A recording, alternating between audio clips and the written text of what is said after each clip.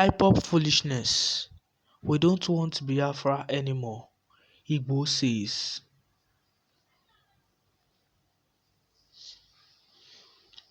Words on the street as it that the most Igbos are beginning to kick against the so-called Biafra agitation created by the Ipob.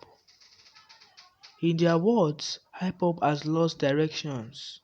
Their modus operandi demonic.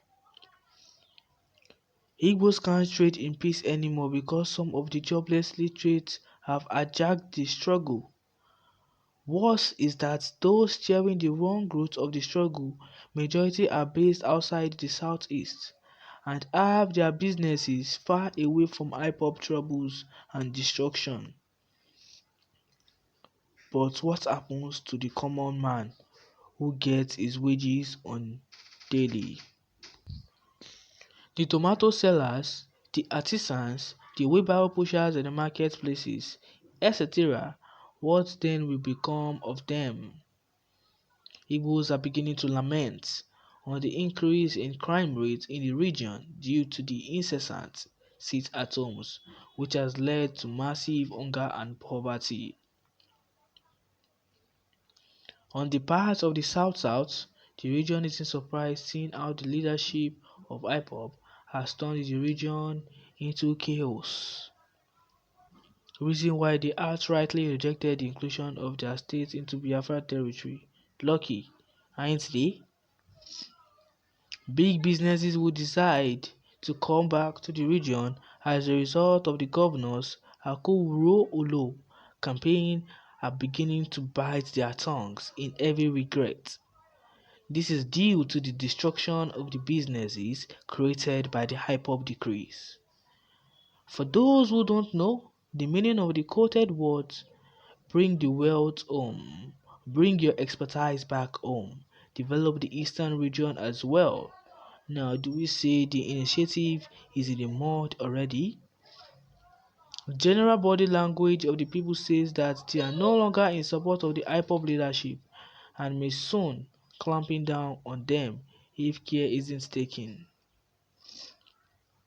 Well, they say the words of an elder is always the truth. I've been seeing all these things that is going on the internet about the Ipob that it might crash one day because the way the people who are illiterate in that land, who are leaders, the way they are taking things so far. You are putting someone that does not go to school into a post. Some of all these chiefs and all these people, some of them do not go to school. You are putting them in a post of a leader of all these type of organizations. It is people who know law, that knows government as a subject, that knows the constitution, that will know how to agitate on something, and it is going to come out peacefully, and it's going to come out as planned. You can't put people that doesn't know strategy, that doesn't know anything, that all they know is to fight and fight and fight till they win. If you fight and fight and fight and fight, there is nothing that is going to come out successful. There are ways and strategy you do things and it come out successful. You can't say you are fighting for your rights and you start killing, bombing, doing this, bringing this type of law and think it will work. It will never work.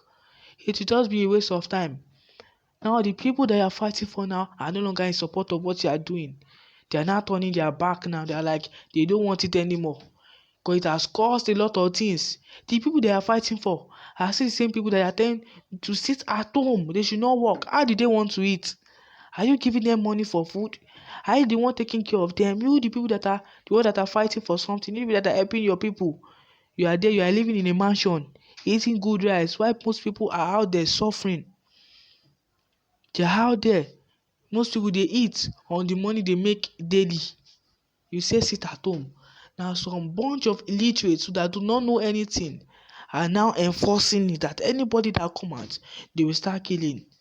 Even though you tell that they should stop this sit at home movement and be able to start going to their business and doing everything peacefully, all those people will still come back. They will still come back because you are giving them chance to start doing all this type of rubbish, all this type of chaos. Now most people now are being killed daily. Most people are being killed daily. Like lives are just destroying. Like I don't understand. Now let us go to what people have reacted to on social media. What people have said. Someone said, "Why don't you talk about unconditional release of Mazin Nnamdi Kanu and referendum so that Igbos will be that the Almighty God want them to be? Why do you want to slaves to those who would ordinarily be slaves to you? Anyway, Igbos want Biafra, but you can go to Fulanis in the north and do dishes for them. The Almighty God will continue to bless our great leader and hero Mazin Nnamdi Kanu for the great awakening and courage, especially the Igbo youth. Free Mazin Nnamdi Kanu unconditionally now." You are fighting for your rights and you are causing violence. All what you're fighting for will just be a waste. I'm not criticizing any type of tribe, but it is the truth.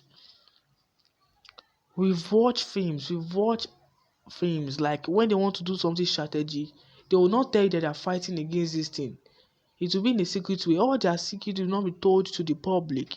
Those now most people who are at your back can be the one snitching at you at your back. The people that you call your disciples might be the one giving them information on what is going on. Then the government will attack. Most people are not happy with the way some Igbo leaders are not happy with the way they are fighting for this type of a thing. So they might say they are at your back, they are at your back, but no, they are not at your back. Once you are planning things, you plan something secretly. You don't tell the public. That's what they are meant to do. Someone said there is nothing the Igbos want today than their Biafra. Opening market and doing businesses is not yet a priority than their Biafra. If the state governors are desirous of calling off the sit-at-home, they should beseech Buhari unconditionally to release Nnamdi Kanu.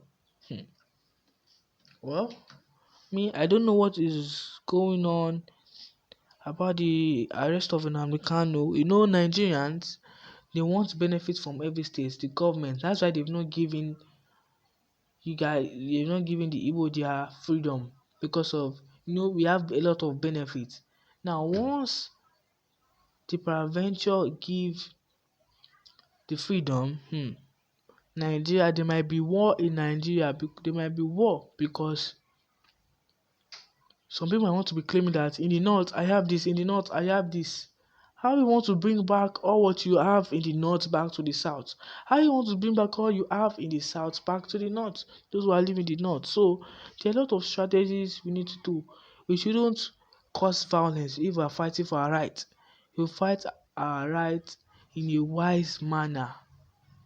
It is only a wise man that does something and come out successful. So let us do all this agitation in a